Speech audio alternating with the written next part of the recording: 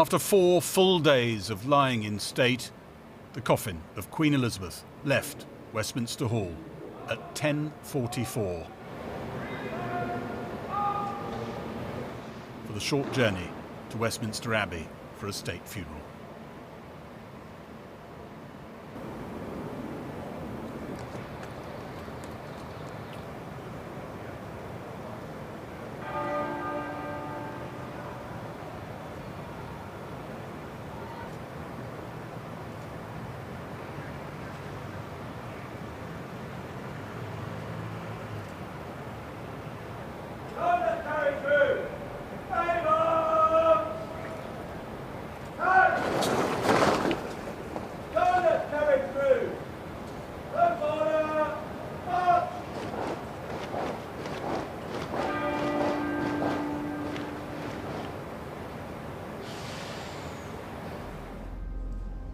At the Abbey, dozens of world leaders had gathered, abandoning their diaries.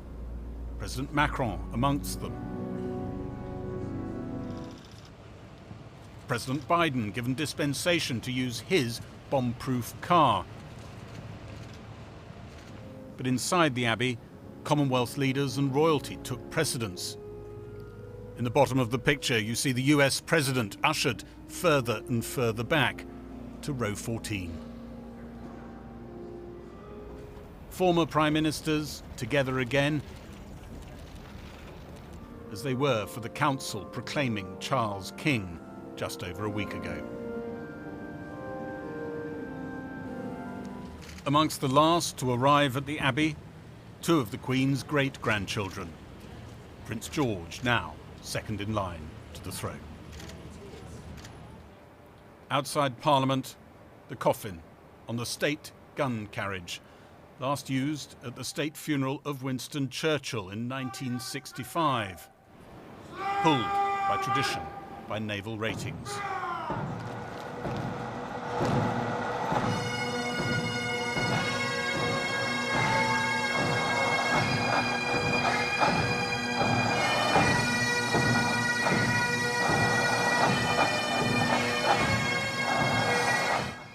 "40 march behind to act as brakes.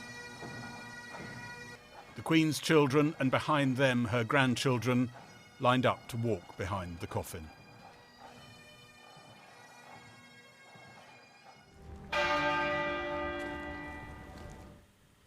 The coffin arrived at the Abbey for a funeral decades in the planning. There was one wreath of flowers from the gardens of royal residences, a card from the King in loving and devoted memory.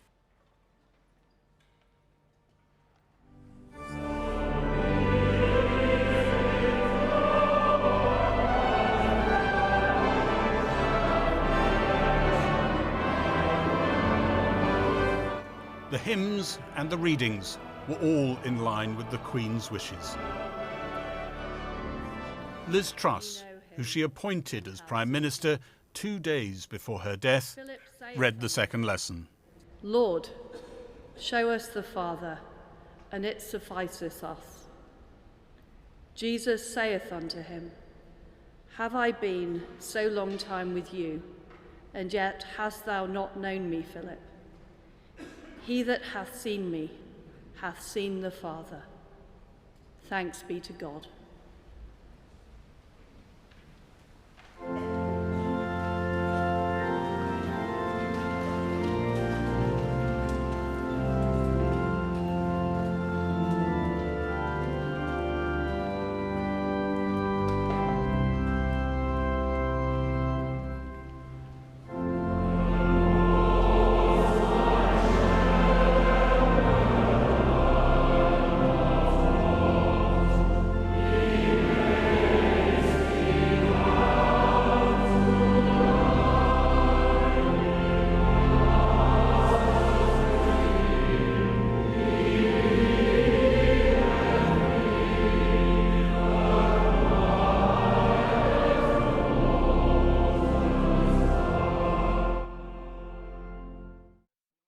The Archbishop of Canterbury gave a short sermon, contrasting the Queen's lifelong service with some people, not named, who cling to power. Those who serve will be loved and remembered when those who cling to power and privileges are long forgotten.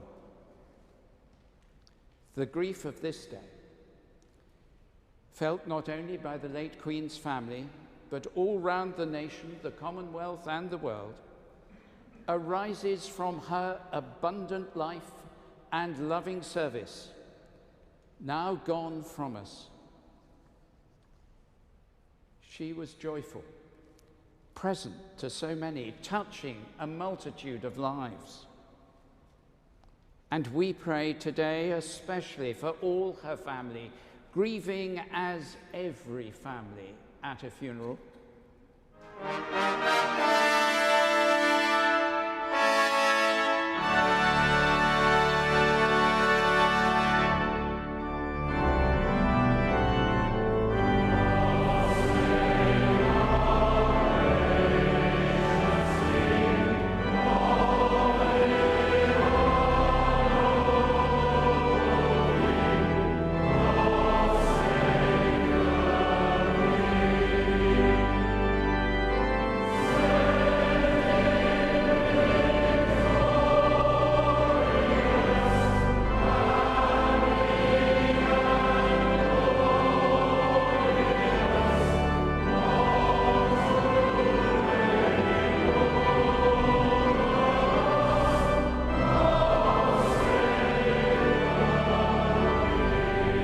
After the national anthem, a lament from a lone piper.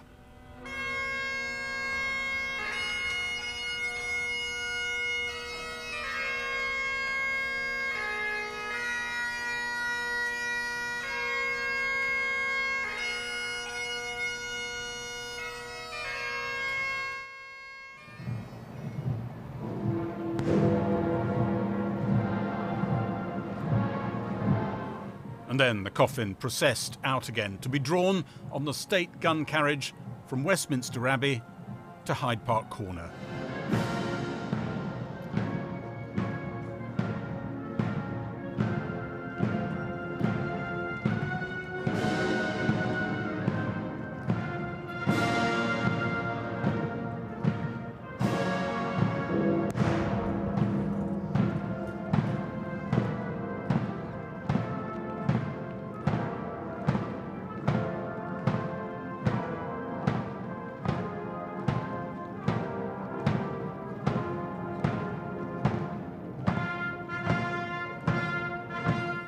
There to begin its journey to Windsor, where the family and Commonwealth representatives will attend a committal service before the Queen's body is lowered into the vault beside Prince Philip's. A period of national mourning and an era coming to a close. Well, the ceremonial focus will shift to Windsor in just over an hour's time. It's already beginning a little bit behind me now. I'm here with my correspondent, our correspondent indeed, Andy Davies. Paint the picture here, because we've seen a little flavour of it just now, but what's going on the Long Walk?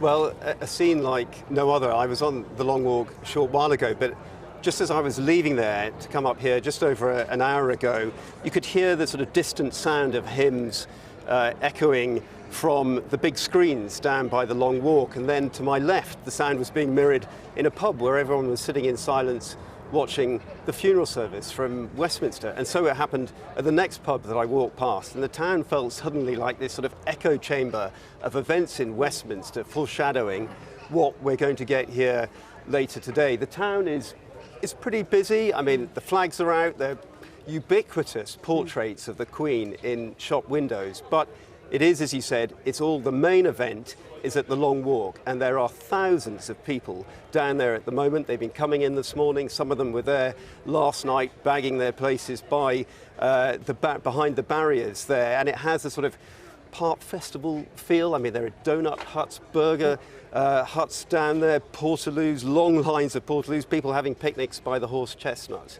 But it was really interesting when the funeral service started. On the big screens, everyone, a hush descended, and everyone turned to the screens to start watching it, and they almost became part of this mass congregation. And it felt very different, and it was quite something to witness. And so tell us about the procession later. What will happen with that? Where's the main focus going to be? So the state hearse will go up the Long Walk, flanked by hundreds of members of the armed forces. It will head into the castle grounds behind us here. It'll go to the quadrangle where the king and other members of the royal household will be waiting. They will start processing behind the state hearse. It'll come down here to the steps. You can just make out behind the steps of St. George's Chapel.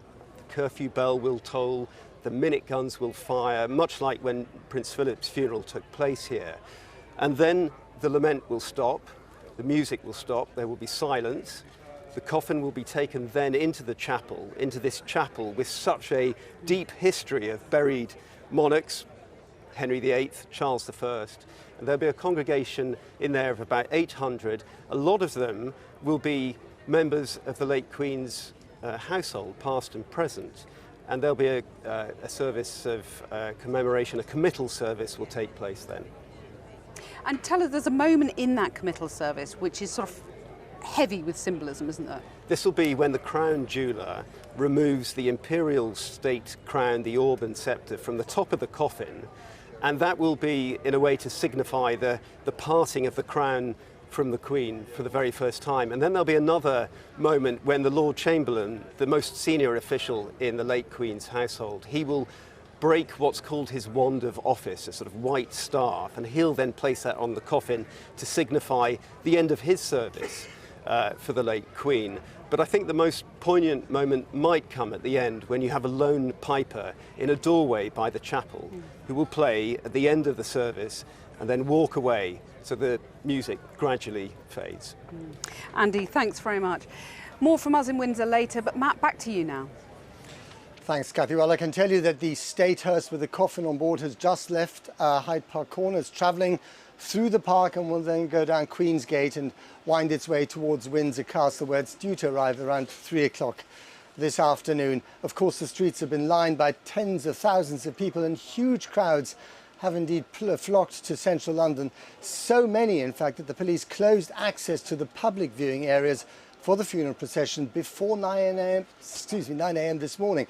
Our reporter, Minnie Stevenson, has been down amongst the crowds who've come to pay their respects and to be part of this day, truly a day to remember.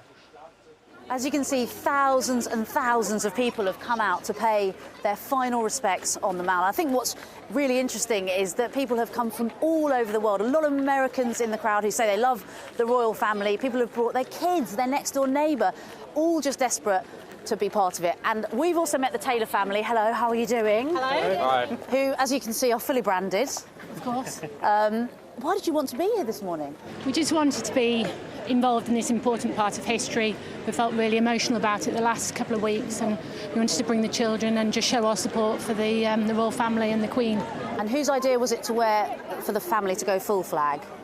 Mine. Right. And did everybody agree straight away? There was no protesting, was there? Was there not? That's good. And you've got a corgi as well. Who's this? Yeah, this is Sandy, and it's the Queen's dog. It's my next door neighbour. Oh, your next door neighbour? Yeah. Why did you decide to come down today? To pay our respects to the Queen. Amazing. A moment in history. She was a wonderful woman, 70 years. Just wanted to be here. I couldn't stay at home. No way. So I was about to say, who have we got here, but... The Queen. It's the Queen. It's such an accurate picture, I can see. When did you draw that? Yesterday night. Wow, it's very good. The crown is particularly excellent. Did you have to get up very early to be here? I had to get up last night. Last night? Wow. We're from Texas. Oh, wow. Yeah, we're from the States. Have you come especially? Yes, especially for this. Wow. I have planned to do this for years. I always tell my children, if ever it happens, we're going. Wow. So here we are. So it's very important. Yes. And what's the atmosphere been like for you, being here? It's beautiful. It's beautiful. It's great. I mean, I've experienced other major events where there's a large crowd, but this is very, very humbling for me. Everyone has respect for the Queen. Are you feeling very emotional? Emotional. It's a very emotional time.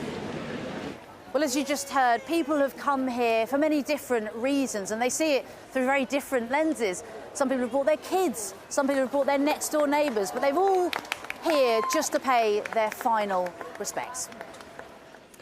Minnie Stevenson, thanks very much. Well, the hearse, the state hearse with the coffin, is travelling past Hyde Park and then down Queensgate any moment now. Well, earlier Jackie Long spoke to the former Archbishop of York, Dr. John Sentami, and she began by asking him what he thought of today's service. Like all great services of the state, when the Church of England is involved, and particularly the royal family, they have imbued the Book of Common Prayer. So when you know the Book of Common Prayer, funeral service, it is easy to get in and out. But because I was part of the people who've been looking after revising the service nearly every 3 years. Yes, you saw it first 17 years ago. I've seen it. On paper. I saw it first time in 2005, and then every 3 years you look at it, and if there are any changes, and actually there wasn't a lot of change from what I saw last time, except that Psalm 42 was specifically music written by Judith, who's a fantastic composer. That one I hadn't heard, and then another anthem. But the amazing thing about that service, it wasn't boring. That's the first thing I'd say.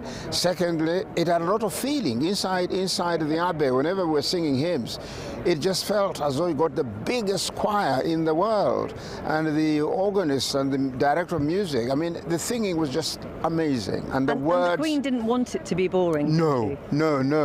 Nor did she want it to be long. They never believed in long services. And if you are going to worship God, don't bore God. At least don't bore people, because the service itself speaks for itself. It was wonderful, absolutely wonderful. And we were not sitting far away from the coffin, so you were able to see, and you knew as soon as we sang God Save the King, you knew this is it. We're not going to see her again in this life, but in the next we will. And that is a very difficult moment for many people, isn't it? Very difficult. Every word is chosen carefully, every piece of music is chosen carefully. What do you think it said about the Queen, about the Queen's life? I think the Queen, first of all, knew the Bible. She knew the scriptures very well. She knew the Book of Common Prayer and used it quite a lot. She actually, in the end, knew most of the hymns. She could actually sing without needing a book. And I suspect her year, dying at 96, she really did imbibe the atmosphere, the worship, the praise, and all was focused on God. There was nothing in here, really, apart from a little prayer and there, but all of it was about God. It's an audience full of world leaders and politicians. Yes. What message do you think they can or should take away from today?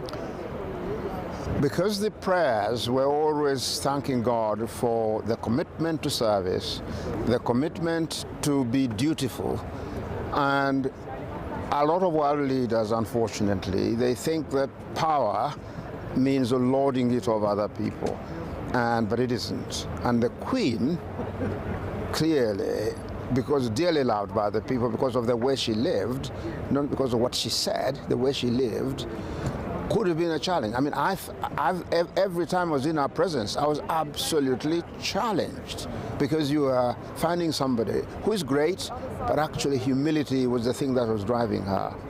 Very, very ordinary in many ways. Never sat on, I am the Queen, never. Whereas our world leaders may think, because they've been chosen to lead, they lord it over other people, when they shouldn't do that. So the hope today that perhaps they take away the idea of a different type of leadership? The hope is that actually softer power is better than aggressive power. That actually you'll be known by your gentleness, by your kindness, your friendliness, your love. I still cannot get over the number of handwritten letters the Queen wrote to me.